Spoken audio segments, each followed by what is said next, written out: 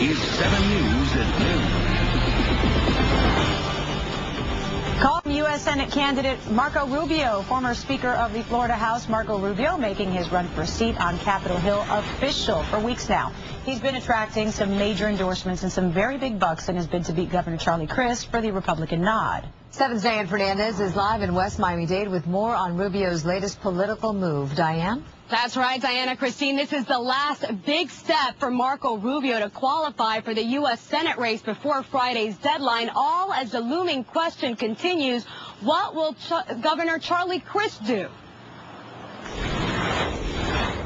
And I believe that the reason why we are great, why we are the most prosperous and freest people in all of human history. 1 year after launching what many dubbed a David and Goliath campaign, Marco Rubio officially signing qualifying papers for the U.S. Senate race, poised as the front-runner. When the only people in the world who thought I had a chance to even be competitive, much less win, are sitting on the stage here today. The only people that thought I should run lived in my house.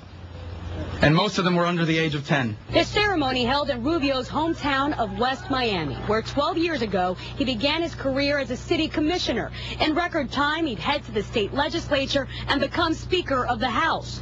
Now he's in the race of a lifetime, where his conservative Republican values have turned him into a GOP sensation. There was no one else running willing to say that this administration and this Congress is taking America in a direction that will rob us of our exceptionalism. All as Governor Charlie Crist continues to weigh whether to drop out of the Republican Senate primary fight, where polls show him at a 20-plus point deficit to Rubio, and launch a run as an independent.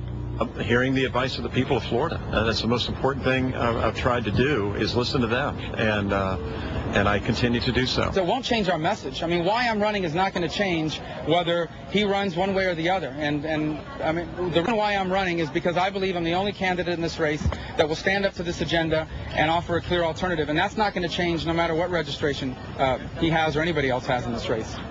Polls do show it certainly could be a much tighter race if Crist does run as an independent in November's general election. Crist has until Friday to make up his mind, but as you heard there, Marco Rubio saying it will not change the course of his campaign. He is running it as a conservative Republican. That will not change whether he is running against Charlie Crist as a Republican in August's primary or as an independent come November.